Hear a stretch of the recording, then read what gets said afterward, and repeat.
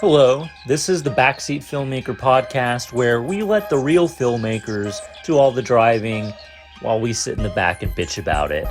Welcome to another installment in our ongoing series on director Bryan Singer, his life, his alleged crimes, and most importantly, his art.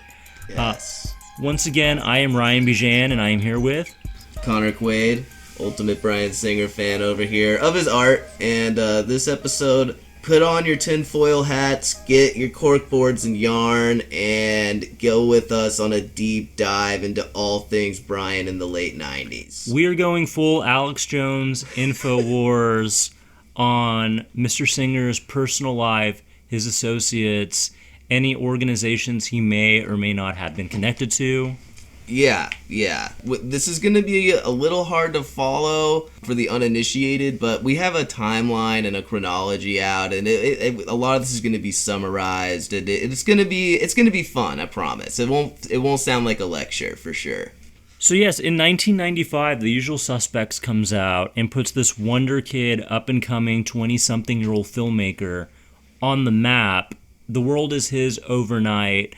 He's given the keys to the kingdom, like, instantly. Yes, he's on the rise. He makes At Pupil, which we talked about in the previous episode. The Usual Suspects was one for them. It was one for the mainstream. At Pupil was sort of his personal character piece, reframed in the mold of a Stephen King thriller. Mm-hmm. But when we talk about Bryan's personal taste, his proclivities, what he would become notorious for over the years, we see the first hints at that in imagery within Apt Pupil. Yes, definitely. Like you said, it was kind of the one for you, one for me thing. Even though both of those films are very personal to him, they just kind of worked out that way thematically, I think. We're going to reference that film and the scandals around it quite a bit in this episode, just because a lot of stuff was happening in Bryan's personal life during this time, as well as just the lawsuit that we talked about in episode 1. Right. And I just wanted to kind of set the stage. At that point in the 1990s, well, especially in the early 90s, there was a huge rush for which I guess were known as the Sundance Kids. That was sort of the era of the up-and-coming, independent, no-budget filmmaker. That's when you saw the rise of guys such as Quentin Tarantino, Robert Rodriguez, Kevin Smith, Steven Soderbergh, Spike Lee.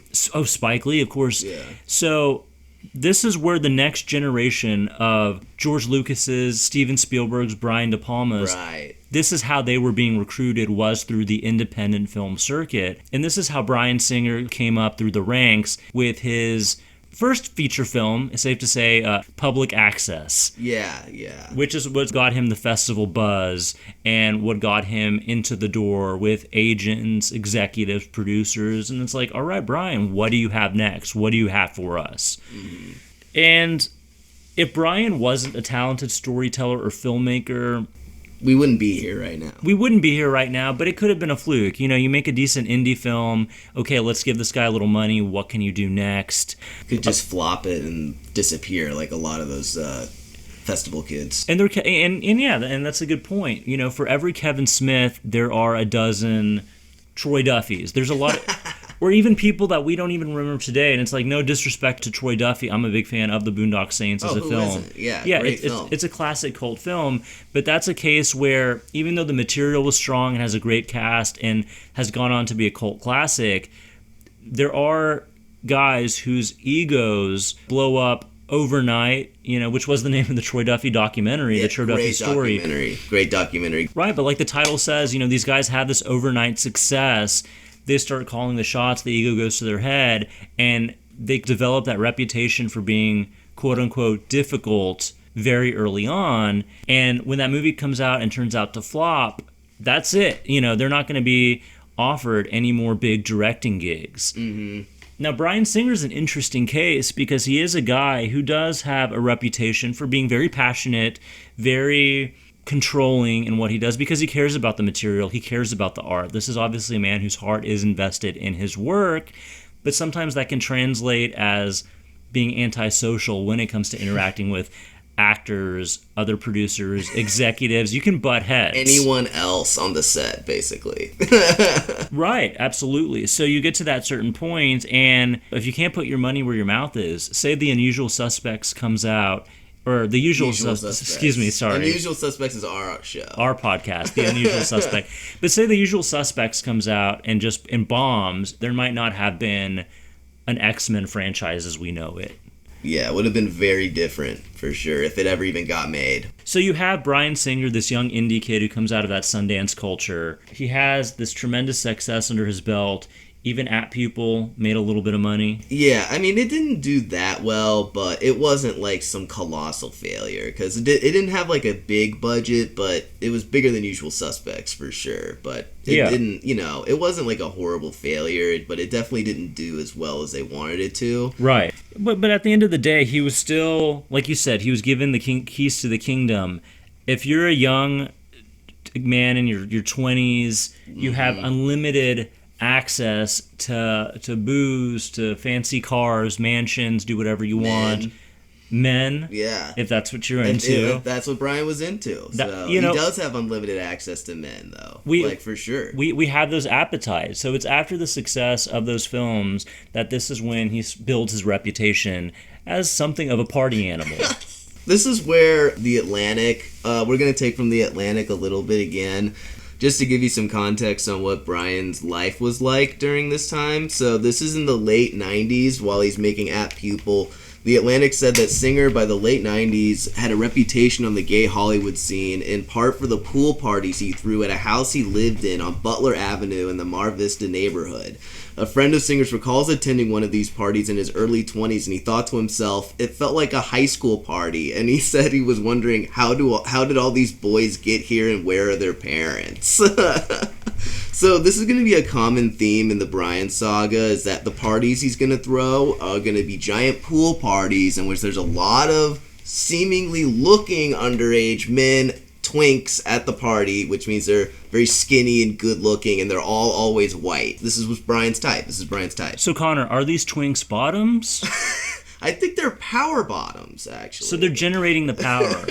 Yeah. And the thing is, also, Bryan totally a top. For sure. He's got to be a top. We don't know. This is our speculation.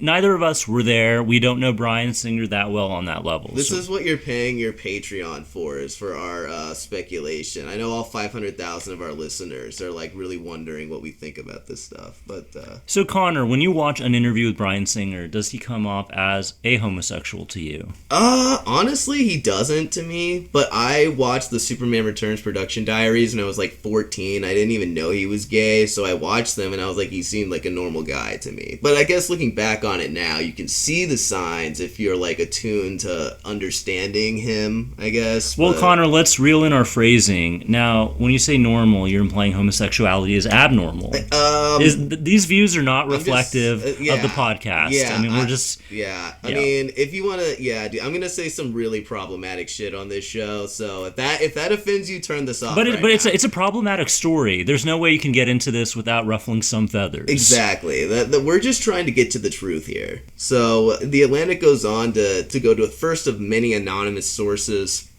about a kid named, quote, Ben, who was a regular at Singer's parties when he was 17 or 18, and he said they had oral sex when he was 17 or 18, and he can't remember his exact age. And he said that Bryan seduced him by asking him if he could come tuck him in to bed.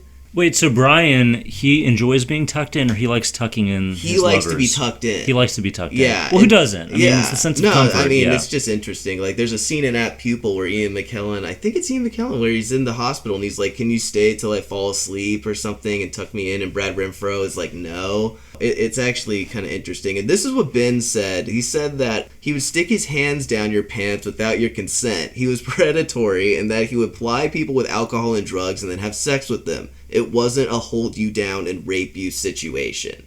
Okay. And we do feel like that is an important distinction. Yeah, because the allegations you're going to hear about him, the criminal allegations, are all about incredibly forced sexual encounters and insane forced stories.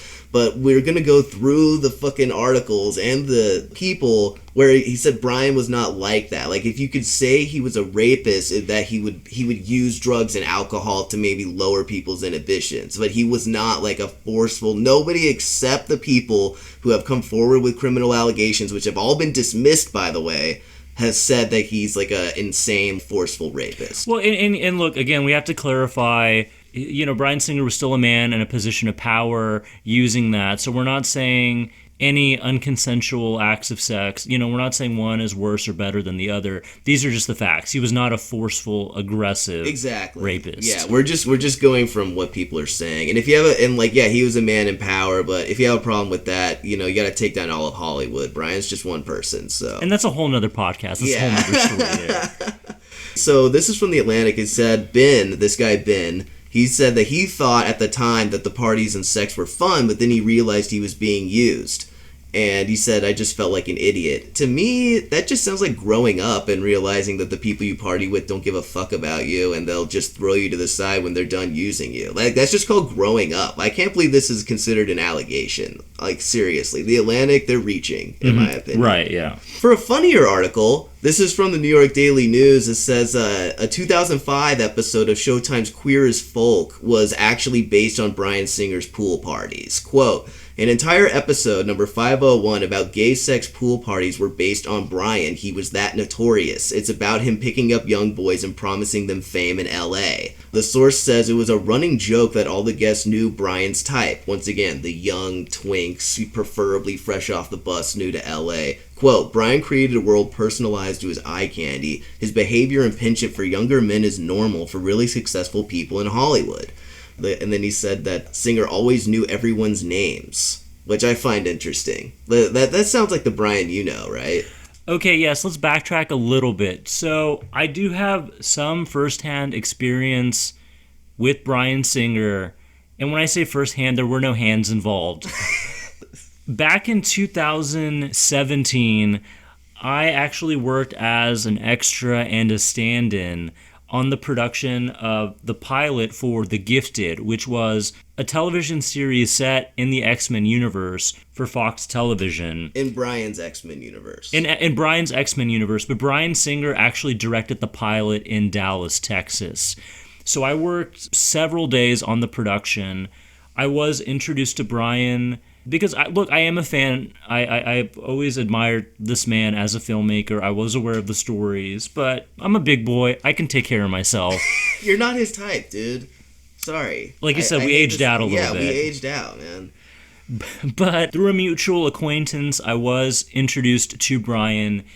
And honestly, nicest guy in the world. That's what people say about OJ. Well, yeah. Like, I don't know, man. Well, here's the situation with that. It's like, if you've been on enough of these like television sets, film sets, even like low budget indie stuff, especially if you're like an extra or production assistant, they treat you like shit. Totally. You're not a human being. You're a fucking prop. Like the fucking AD, like who the hell is this guy? I know. Pointing Why me are around. They so mean? They don't even look you in the eye. Stand here, do this, jump, how high? Like, yeah, dude. I was an extra. I'm in the fucking movie, and they still treated me like shit. Yeah. And it's like, look, we're all human beings. We're all there to get our job done. But here's Bryan Singer, who, he's an executive producer on the show. He has that credit.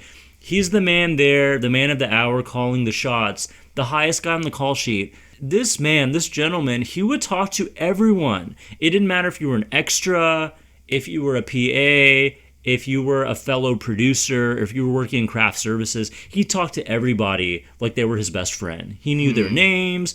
He apologized to the extras when things were running a little late, when things got a little bit hectic. Dude, what a badass. Like, he made his presence known. There's some sets you go on, you don't even know like who the hell the director is. Yeah, totally. They're just sitting in fucking Video Village like a hermit, and you don't even know like how everything's getting done. And it's all very businesslike. Whereas, Bryan was there, he was calling the shots, he was getting the takes he wanted. Obviously, he was very passionate about it, but at the same time, that didn't mean he was too busy to be Mr. Hollywood. Right. And Bryan also has an amazing track record in television as well. Isn't he like the co-creator and director of the pilot of House? Yes, right? I believe so, yeah. So, this guy, you cannot cancel him. I'm sorry. He's going to rake in that House money till the day you die, bro. And, a lot of people, they're like, why defend Bryan or this and that? I'm like, because I could do a Woody Allen, Roman Polanski, Last Tango in Paris podcast defending those, but those filmmakers aren't going anywhere. And people are really trying to get rid of Bryan, and it's fucked up to me, honestly. It makes me actually mad that people are trying to, like, get rid of his art. Well, here's the thing, and I think this is one of my impetuses, or impeti for agreeing to do this podcast and to talk about it, is you hear some of the allegations, some of the hearsay. It does sound pretty, I don't want to necessarily say unethical. It does sound a little sleazy. Yeah. Because look, that is not my world. That's not something I associate with on a personal level. So I have no idea what goes on. And of course, I never condone someone in a position of power forcing themselves on anyone. For sure. Right. But we talked about in the first episode, our entry points to this man's work, his films, these were formative films for our childhoods, for our lives. My adolescence as well. Our adolescence, yeah. X-Men 1, X-Men 2, Superman Returns. Very important films to me on a personal level, and I know to my co-host here. Definitely. So not only do I have that, but then I have my own personal firsthand experiences, and I couldn't ask for a better boss. Yeah, dude. This dude was chill AF, I believe, as the kids are saying. Yeah. So it's like, how do you reconcile the quality of the art and the quality of the personal working experience? Yeah. And I think especially when you've worked with him and, by all accounts, he's, like it says in this guy, he always knew everyone's names. And this is another interesting article I wanted to bring up about Bryan, because it kind of dispels this whole sleazy Caligula, orgy party myth that he has. So this is a guy named Jason Dotley, who would attend pool parties hosted by Singer in the late 90s for nearly 3 years. And he said they were not large parties, 20 or 30 people max, very chilled, very relaxed. I never saw anyone doing drugs openly. There was usually a bartender making drinks. I remember a hot tub that could have held 20 people. It felt like any kind of Friday night hangout. So that's what he said, this is in the summer of 99 when he was doing this stuff. So right after At Pupil and then going into the production of X-Men. So at this point, Bryan has the keys to the kingdom, essentially. And he says, everyone knew Bryan Singer liked his boys younger. The age range was really tight between 18 and 21. We'd all joke about aging out at Bryan's parties. He had a very narrow window.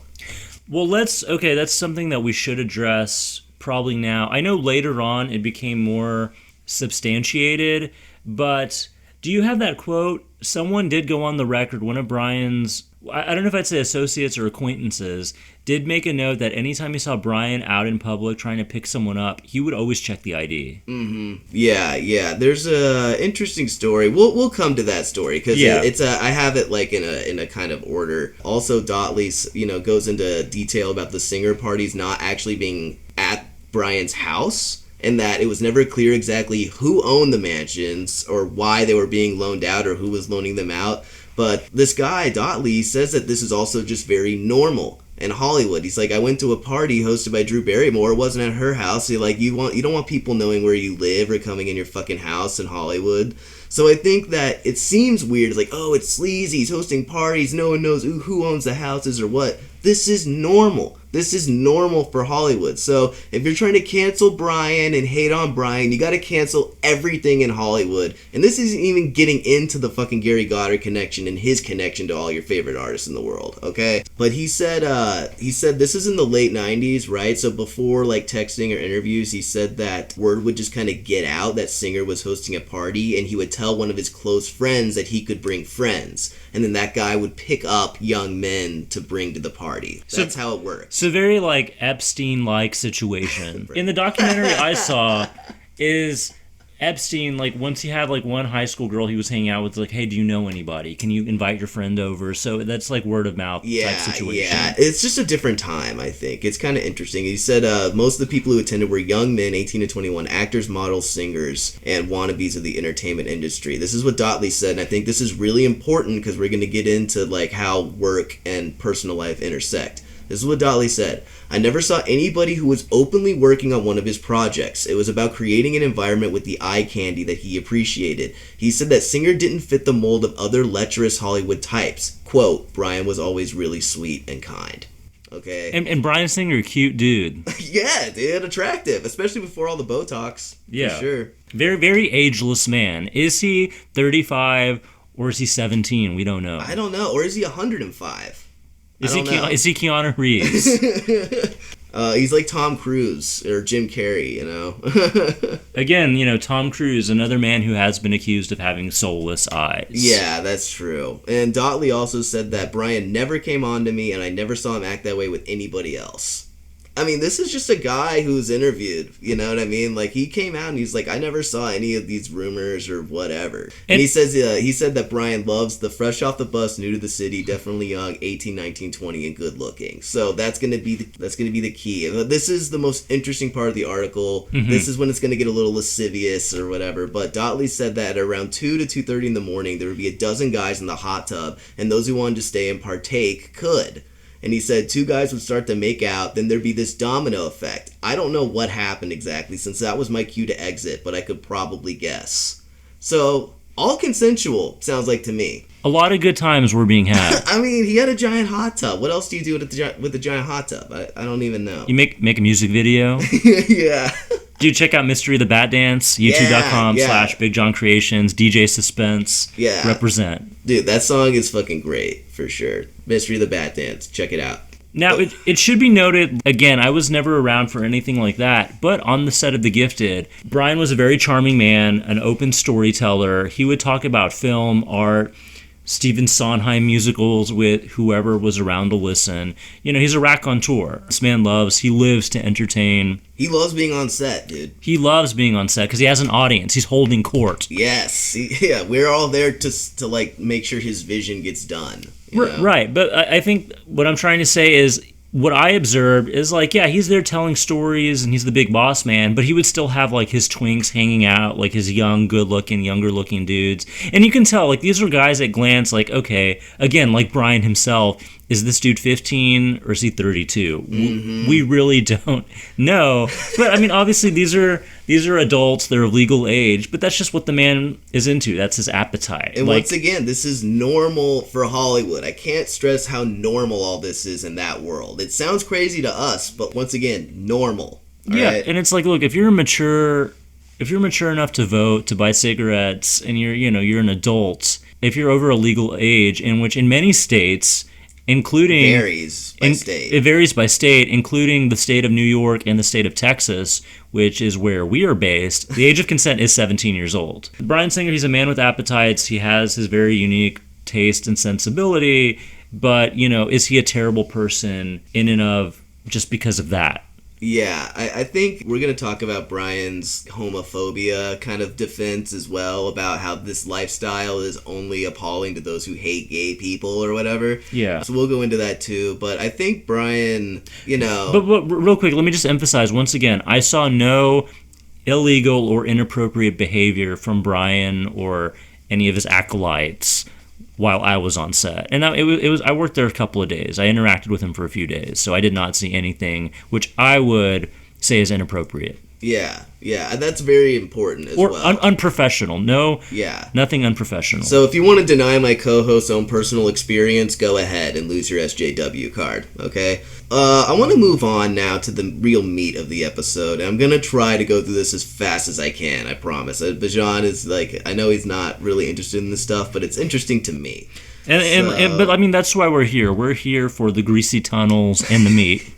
We're here for the tunnels and riding on your bike like Brad Renfro in a tunnel and then falling into a giant puddle of dirty liquid. Yeah, just a sweaty, moist young man plowing his way through a tunnel. So this is from The Atlantic, just because I'm not going to read from it, but I'm just going to say where I'm summarizing from just so y'all don't get totally lost. So around the time Singer was finishing At Pupil and beginning pre-production on X1, he invested in a Hollywood startup called Digital Entertainment Network. We're going to call it DEN, where he contributed $30,000 and pledged 20 more, according to records kept by the CEO of the company, Mark Collins Rector. Now, why is this important? Because Bryan Singer has allegedly intimate, knowledge of this company and Mark Collins Rector himself, and the entire company pretty much ended up in scandal. So just a brief overview. DEN, it was a website that was going to make its own content and then stream it to people around the world on computers with stuff targeted to 14 to 24-year-olds, especially gay teens. So it was really ahead of its time in terms of it being a streaming service. So it's going to be like Netflix is now, where you don't just take stuff and put it on the computer to stream it, you make your own stuff. So this is why they were in LA talking to people like Bryan Singer, because they wanted people to create content for them.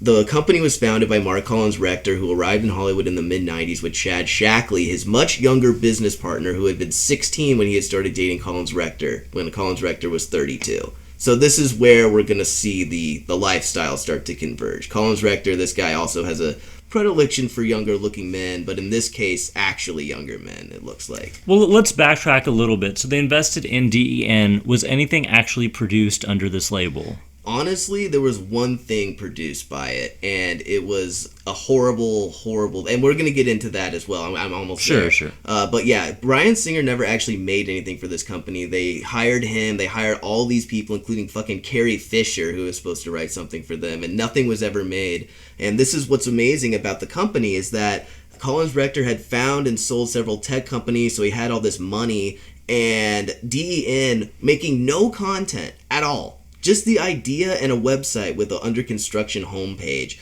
raised $60 million in 2 years from corporate investors like Microsoft, NBC, Dell, and Chase Capital, along with people like Bryan Singer. So this company, which made nothing and did nothing, raised $60 million in 2 years just because the idea of a streaming service was so new. And what year was this again? This is 97. 1997, wow. Yeah. Ahead of its time. Yeah, dude, they were really ahead of their time. And so in 97... Mark Collins Rector and Chad Shackley, his business partner, buy a giant mansion in Encino, California called the M&C Estate. Now, this is where a lot of allegations against Bryan are going to be taking place, is in the M&C Estate at the DEN mansion. So this is where DEN was run out of. It was run out of this mansion, along with a third co-founder named Brock Pierce, who you might remember from the Sinbad vehicle First Kid. He was 17 at the time, and living with them, and was brought on as a third co-founder. So it seems like him, Shackley, and Collins Rector were having some weird kind of like Savages. Like, have you seen Oliver Stone's Savages, where it's like a three-way relationship? I remember it, yeah. Like, it seems like that was kind of going on, and they were paying him $250,000 a year to sit there and do nothing. Bryan would frequent this mansion where there were always parties with teenage boys who were allegedly given alcohol and drugs, and in some cases raped or encouraged to have sex with Mark Collins Rector and Chad Shackley and Brock Pierce. So DEN was a hub of beautiful teenage boys, essentially. So there's a DEN employee where he asked why there were so many teenage boys on the payroll. He was told that they were doing, quote, computer work. He said that there was an employee who recalls attending a company party where they were seeing teenage boys filing into a movie theater in the mansion, because the mansion had its own theater. And the employee tried to go inside the theater where all the teenage boys were going, but he was stopped by a bodyguard who said, quote, kids only. And then another colleague said that they were showing porn to the kids, and they were all laughing and eating candy, and that none of the actual employees were allowed in the room, just the kids. Okay, all right. I don't mean to be, Joe Rogan to your Alex Jones, but where's the documentation of this? Who is making these claims? Yeah, see, this is what's interesting. This is from the Atlantic article, so It's all just anonymous bullshit. Like, There's like nobody, like this whole thing is one early senior level DEN employee. That's all you're gonna get. Right. So like, it doesn't really say, but this is the article that destroyed Bryan Singer's life, and I feel like going at it in terms of like, people view this as the truth, and it's like, it's sad, but like, anonymous claims, you got to take them with a grain of salt, in my opinion. Well, let me ask you also, you bring up an interesting point. You say this is the article that ruined Bryan Singer's life. So far, I am not seeing any direct connection. I mean, obviously, Bryan Singer was involved in some capacity with the company, but does that tie him with, again, like you said, Carrie Fisher was on the payroll. No one's accusing her of... Well, this is interesting, is that Singer and Collins Rector were close friends, and according to at least 5 sources, Singer was a regular at the M&C Estate. So... Okay, yeah, all right. I mean, these are all anonymous sources. I do want to say that. They are all anonymous sources, but according to at least 5 sources, Singer was a regular there and even starred in a online ad where he's sitting in a chair with like his hands folded saying you're watching www.den.net. I don't know. It's like Okay, really, yeah. it's all up in the air because this is all anonymous. But really, I wouldn't want to go on the record if this is like 20 years ago now. Like, I don't know. Yeah. So where is? But I wanted to go. I just wanted Sure. to go to your question about what this company made. Yeah. Okay, like the actual product they made. They made one thing. It's called Chad's World. And one insider called it a gay pedophile version of Silver Spoons, in which a young gay boy who is kicked out of his house is taken in by his wealthy older brother and his rich boyfriend. And it's based on Collins Rector's life and how he brought Chad Shackley into his world. So there are a couple actors in it, but the guy who plays the Mark Collins Rector character, Sean William Scott, right, who we all know now, and literally a month or two after this, he lands the lead role in American Pie. Stifler, iconic. I mean, like I said, get your corkboards and yarns out, okay? Because this guy starred in Chad's World, which by all accounts looked like a down-market porno, even that it had a mind-boggling budget of $12 million, okay? Where did that money go? Up all of their noses, for sure. Yeah. It's like Scarface up in there, I think. And it's loosely based on Chad Shackley's life, the boyfriend of Mark Collins Rector, but it's really, this is the only thing they made. And like the guy who said the Silver Spoons comment, he said that after seeing the pilot and 5 unaired episodes, they made 6 episodes of this shit. He said, quote, "I first thought it was some sick fantasy of theirs. When I found out about the molestation charges, I realized that it was more a case of art imitating life." Bum, bum, bum! And here is where it all comes back to allegations and lawsuits. Because Mark Collins Rector in 2000 is sued by 3 teenagers, including a young man named Alex Burton, who appeared in Singer's first X-Men movie in a cameo role as Pyro. So, like I said, we're going deep. We're going deep into the web here. I don't know. Do you have any comments on DEN so far? What is the current status of DEN? At what point were they dissolved? Yeah, they do dissolve in about 2000. After Alex Burton hits them with this lawsuit because him, Chad Shackley, and Brock Pierce flee the country in 2000, and they're abroad for 2 years while they're being hunted by Interpol. Right, and I don't know if you're going to get to this point eventually, but whatever became of the mastermind, Mark Collins Rector? Yeah, we'll get to him. Okay. Yeah, because it's really weird. He disappeared, kinda. This is just one of, like, the alleged victims, from a DEN party. And this is from Jezebel, where he said that if you're going to sleep over, you had to get into the pool or the hot tub and be naked. And he said that he was forced to engage in anal and oral intercourse with Collins Rector, Shackley, and Pierce while under the influence of drugs that he claims were fed to him without his knowledge. Collins Rector was also pushing him to become a legally emancipated minor. I mean, this is just classic predatory shit. Apparently, at one of these DEN parties is where another anonymous allegation against Bryan by a guy named Andy in the Atlantic first met Bryan Singer. It was at the MNC estate that we talked about in 1997. He started being a regular there because he had a friend of his who was also a teenage boy who was living at the mansion, and Collins Rector was now 37 at this point. So this guy named Andy met Collins Rector, and the next day Collins Rector sent a cab to pick him up in front of his apartment complex and then took him to all these casinos in Las Vegas where he stayed with Collins Rector until late in the night, and they had oral sex, and Andy was 14. So Collins Rector would keep going back to Las Vegas, and he would basically like wine and dine and seduce him. And Andy's mom thought Collins Rector was actually a good guy and a good role model for a son with an absent father, which is also going to be a narrative used about Gary Goddard as well. Speaking of that, I mean, that's also the same narrative you see time and time again. I remember hearing that with Michael Jackson. Like, you have these poor families, these kids with these impoverished backgrounds. Yep. And of course, Michael Jackson, the richest, most successful entertainer in the world, is going to seem like a good role model. So why not let our kids hang out with this guy? Yeah. And so what's really interesting about this is that Collins Rector and Andy's family actually all went to the set of At Pupil while he was filming it. Quote, "They were filming the scene where Ian McKellen's character puts the cat in the oven. It was really weird because the cat was the most lethargic thing in the world, so they were trying to make it seem like he was afraid. The cat didn't do shit." That's what Andy said, and apparently, according to a PA who worked on the movie, the cat was a lethargic piece of shit that didn't do anything. So he was there, okay? He was 14 with Mark Collins Rector on the set of At Pupil. So then Collins Rector, took Andy on a Rodeo Drive shopping spree and then had sex in a hotel.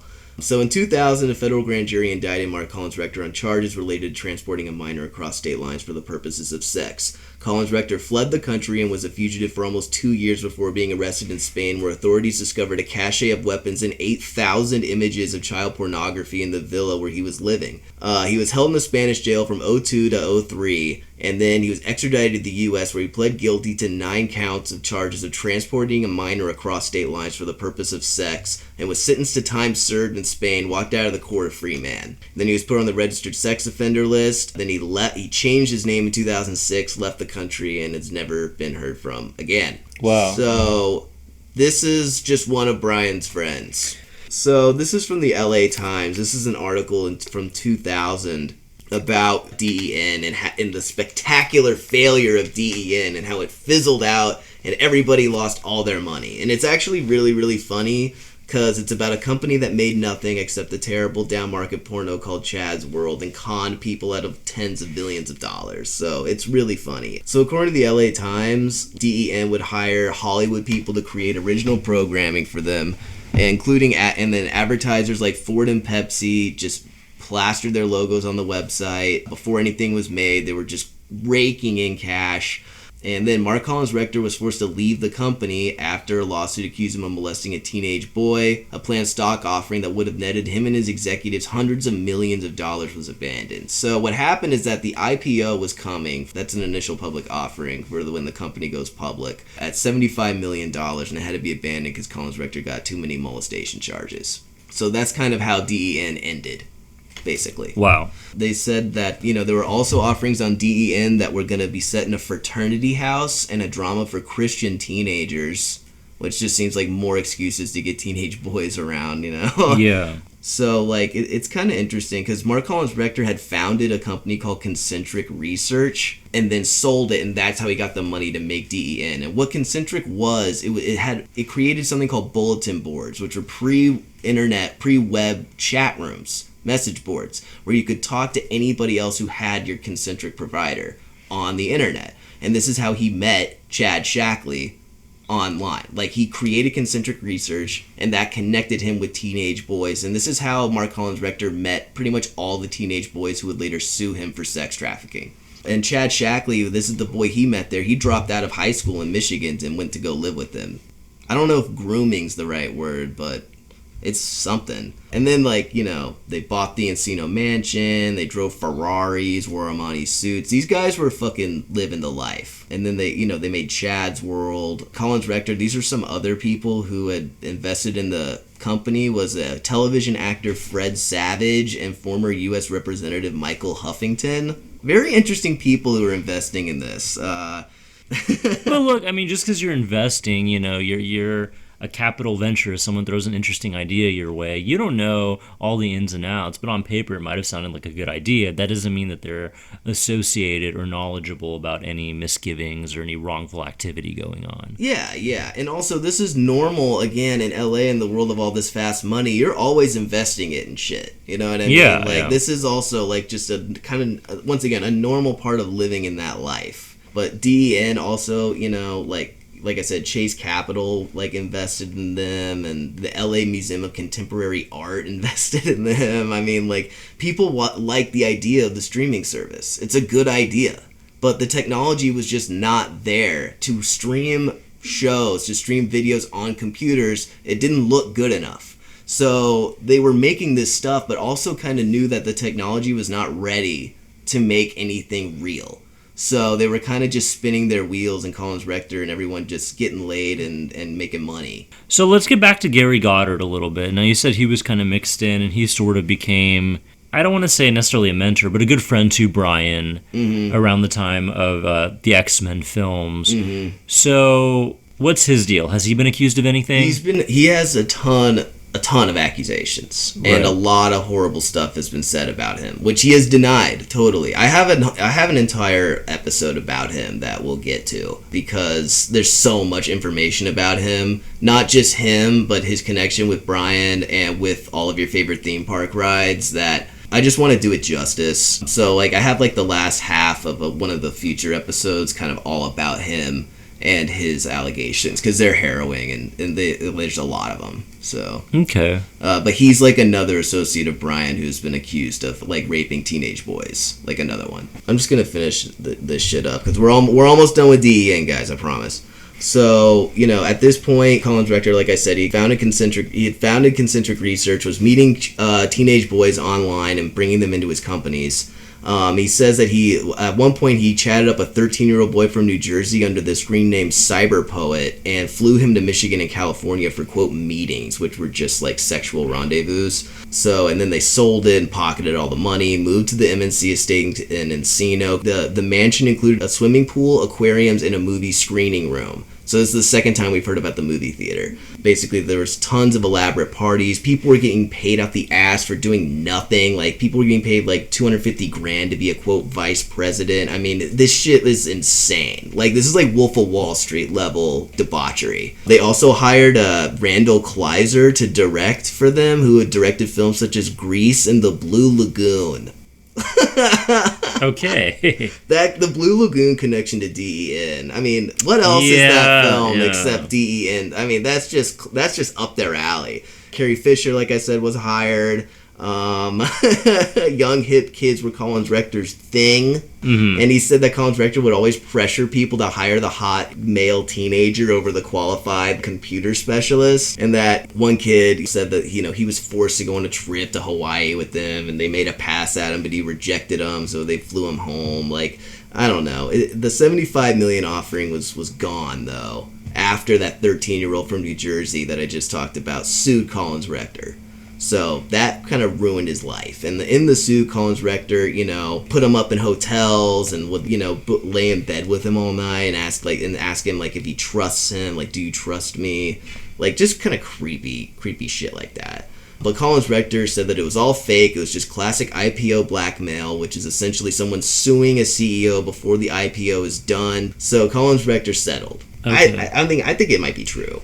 So DEN explodes, right? It's gone. And this is where we go back into Bryan's life, where I was wondering if he was going to come back around. Yeah, we're coming back, guys. Okay. I promise. So the Collins Rector, Shackley, and Brock Pierce, the three DEN co-founders, founded a new company in 2000. This is before they flee the country, right? So DEN explodes. They found this new country called Worldwide Technology and Internet Ventures Limited. And one of the new VPs at the company is an 18-year-old ex-DEN actor named Alex Burton, who lives at the mansion and is a childhood friend of Brock Pierce. This guy plays Pyro in X-Men 1. Burton's mother tried, contacting him. He said, there's nothing to worry about. Everything's okay. I'm just living here. And then literally, right after shooting X-Men, he will sue these three people for rape. Very interesting stuff. Those three people, but he never made any accusations at Bryan. No. One of the people who he sues Collins Rector with, Michael Egan, will make accusations against Bryan. Alex will not. He was in X-Men, but he didn't sue Bryan, but Michael, who sued Collins Rector, Shackley, and Pierce with him in this 2000 lawsuit, will make allegations against Bryan. So did you want to talk about Michael Egan today, or is that for another? Nah, we'll talk about him later. I don't know. I don't want to. I want to stay in the 90s right now. Okay. Because his allegations come from 2000, so I'm trying to stay in the 90s. Yeah. Collins Rector, this is just for the record. He pled guilty to 8 charges stemming from a 21-count California federal indictment for transporting 4 minors across state lines for sex, and he also had to settle a 5-count federal indictment with the New Jersey boy for illegal transportation of minors for sex. This is actually a really funny. This is a little funny ending, bringing DEN back to nowadays. Collins Rector, after he pled guilty, like I said, he changed his name and fled the country. His whereabouts are currently unknown. But Brock Pierce, the kid from First Kid, who was childhood friends with Alex Burton, who would later sue him for rape, founded IGE, Internet Gaming Entertainment, which essentially has It's headquartered in Hong Kong, and it hires gamers thought to be Chinese nationals working in virtual sweatshops to rack up items inside the games and sell them for real-world dollars to participants who have more money than skill. While not illegal, it's like looked down upon, and it's rumored that Mark Collins Rector is involved in IGE, which makes $250 million a year in business, and Brock Pierce actually just ran for president and got like no votes. Brock Pierce, I'm not even kidding, he just ran for president. And this is what he does. This is what his company does. So he wanted to be from first kid and then graduate to president of the United States. I mean, I think he deserves it. He was already first kid. Yeah. You know? He has the experience. He's like Hillary, dude. He's got the resume and the pedigree. Yeah. You know? But I think that's really interesting that Mark Collins Rector is apparently somewhat associated with that. That's what Brock Pierce is doing. Still making companies that create nothing except money. And where's the outrage and canceling over this shit? Where are the people who are mad that Mark Collins Rector only got sentenced to time served while pleading guilty to 8 counts of sex trafficking minors? They're not out there. Where are the people mad about Brock Pierce and his virtual sweatshops in Hong Kong making a killing with Mark Collins Rector? They're not out there. Why? Because these people are actually powerful and know how to fucking cover their tracks and eventually run for president. Whereas Bryan Singer is still a man in the system of Hollywood, and he is expendable at the end of the day. But this is also interesting that Mark Collins Rector was also on the set of X1 during production a month after he was accused of molestation and left DEN. So he leaves DEN after being accused of molestation, and then he's on the set of X-Men 1 with Chad Shackley and Bryan Singer and Alex Burton as well. Kind of interesting that right after all this shit happened, Bryan's still hanging out with him. I don't know if Bryan didn't know about it or what. Yeah, the company you keep. I'm just saying it's pretty crazy. So this is kind of interesting. Alex Burton, who appeared in 2000's X-Men as Pyro, was cast with no previous acting credits to his name and was then flown from LA to Toronto for a bit part. And he said that Mark and Bryan created that role for me at a hot tub pool party. That's a quote from Alex Burton. He said that. I believe it. So on July 20th, Burton filed a lawsuit that claimed Collins Rector, Chad Shackley, and Brock Pierce used drugs and threats of physical harm to sexually assault him. He claimed the incidents took place between July 1999 and May 2000 in Encino, California at the MNC estate. Although Singer was not named in the suit, the time period for the lawsuit coincides with X-Men's production, which suggests this was an ongoing situation when both Collins Rector and Burton appeared on set. Now, in the suit, Burton accused Collins Rector of saying, "I'm going to ruin your career if you don't do what I say," or this and that, but he didn't appear in X-Men 2. Why didn't Alex Burton appear in X-Men 2? Was it because of this lawsuit? According to Bryan Singer's representative, no, it wasn't. All right, well, we'll get to that when we cover the X-Men films, right? I think we can go into more detail. I mean, a tale of two pyros. Yeah. Okay. We'll go into the actual pyro stuff. Yeah, because I'm almost done, guys. I promise. After Alex Burton did all this, like he files this lawsuit with Michael Egan against these 3 guys, and the charges are dropped pretty quickly. Nothing is proven, and Alex Burton then also changes his name and leaves the country as well. No one knows where he is either. Nobody. I think that's kind of how Alex Burton's career in Hollywood ended. He said in the lawsuit also, Michael Egan said that the adult men at DEN controlled Hollywood and could make or destroy the boys' careers depending on whether or not they kept the adult men happy. Yikes. I mean, I think that says it all right there. So in the late 90s, there was a lot of interesting, to say the least, stuff going on between Mark Collins Rector, the DEN company, and Bryan's perhaps tangential, perhaps not, relationship, a business relationship with these men. Mm-hmm. So this is all sort of around the time that At Pupil was being made, correct? Yes. This is pretty much, I think, right after At Pupil is like wrapping. So I think it's like being edited.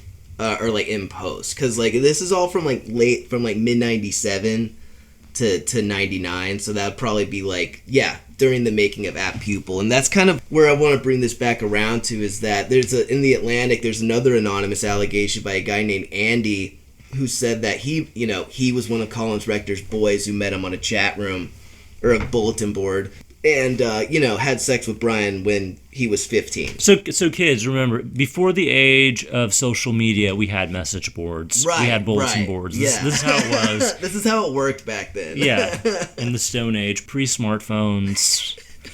Yeah, so he said that Bryan knew he was 15 and Bryan was 31, but he said that Bryan, when he had sex with Bryan, Singer had also brought along a man named Brad Renfro, the star of At Pupil, who was 15 at the time. He said that this guy, Andy, he and Bryan were having sex in front of Brad, and he said that I wanted Brad to join in, but I don't think Brad was gay or even bi. I think he was going with the flow. And then Brad ended up leaving the room and Andy and Singer had sex. It's kind of interesting, I think, that this guy is bringing up Brad Renfro, who's fucking dead. That's not classy. R.I.P. That's not classy. I don't know.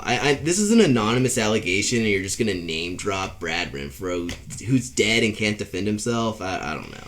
It doesn't seem right to me. We mentioned in the At Pupil episode, Brad Renfro is shot through a specific gaze, and it is almost not unlike you would photograph a beautiful woman or like a piece of erotica I agree with that. He also said that, that Singer, according to two sources, Singer sometimes referred to Renfro as his boyfriend. So according to two sources, there was something maybe going on, but Andy was also listed in a DEN address book kept by Chad Shackley. So he, apparently, according to The Atlantic, there is evidence that he not only went to the DEN parties, but he worked there as well. So just to kind of catch everyone up again, who is Chad Shackley? He's just the co-founder of DEN with Collins Rector and his longtime younger boyfriend. So everybody was fucking everybody. Yeah. And then this guy, this anonymous source, Andy, said that he dated Bryan for a while, but it just kind of fizzled out, and that's all there is to it. Once again, nothing was forced. It's all the issues with this one is age. So that's going to be the debate. Not that we're saying it's right or wrong or whatever, but like this is a more age-based allegation as opposed to the more violent ones that we'll talk about later. And like we talked about in the first episode, age ain't nothing but a number. It ain't. Yeah, throwing down ain't nothing but a thing. So what's interesting about this one? That was a joke, by the way. Oh yeah. That was an R. Kelly reference for all you youngins out there. So this is another allegation against Bryan in The Atlantic by a kid named Eric, who is 17, that was from Northern California and became a regular at the MNC estate at Collins Rector's mansion, right? And that's how he met Bryan. Again, this is how he met him. And he says that he was passed around like a party favor from Collins Rector and Shackley, but first met Singer at a party on Butler Avenue when the At Pupil lawsuit was really big news in Hollywood. And according to Eric, Singer mocked the lawsuits. He imitated a Southern lawyer. Mr. Singer, please tell the court exactly, did you or did you not put your hands on that boy? Mr. Singer, answer the question. Mr. Singer, answer the question. That's a great story. How can you make that shit up, dude? So, and also, he was 17, Bryan was 31, and Bryan apparently knew he was 17. They had sex that night. Once again, age is the big thing in this allegation, which, not sexy to me. I'm not into that. Yeah, Eric said that if you weren't young and cute, you could just bring boys to DEN, and you could ingratiate yourself that way, and that's how he met Bryan, apparently. He says that, his history with Singer sometimes comes up in his current job in the film industry, because this guy, Eric, he's an executive at a film production company now. So he made it. Like, he was a Bryan boy, a DEN boy, and he's now an executive at a film production company. So I think that's really interesting. And there's a quote he says, "There's a bunch of us. It's like you were one of Singer's boys, me too." Hashtag. Hashtag me too. So I just want to get into just the last thing I want to do. The last thing is the lawsuit that Alex Byrne and Michael Egan put against Mark Collins Rector, because Michael Egan will be coming up later as an accuser of Bryan Singer, and we need to know his character now so we can judge him later. So Alex Burton, who played Pyro and blah blah blah, sued Mark Collins Rector with Michael Egan, but the lawsuit was dropped and all charges were dropped because Alex Burton and Michael Egan tried to bribe the cook at DEN to testify against the three people they were suing to get more money in the settlement. This is in a deposition from 2003, where the cook says that Michael Egan and Alex Burton approached him to try to get him to testify against Colin director Shackley and Pierce and allegedly offered him half the judgment they were expecting in exchange for his testimony. Egan invited Berman to a Denny's where they talked about it, and then Alex Burton spoke with him on the phone. The cook refused and then testified in favor of the three people. I'm just saying that, like, these are the people who are going to be suing Bryan Singer. They are, like, Michael Egan especially is, like, a known liar, if you believe that deposition. So we're just trying to give you all the information so when we actually talk about the allegations and who they're from and the history of them, we can actually be informed and make judgments on them. That's just what I'm trying to do here. Yeah, a lot of really interesting stuff. We have gone down a rabbit hole of sorts. Yeah. This is our greasy tunnel. Yes. We are Brad Renfro riding our bike through this tunnel. I feel like I need a shower. Yeah, because we're both pretty sweaty right now. It's like, once we go down this tunnel, what else are we going to find? Mm-hmm. It only gets darker.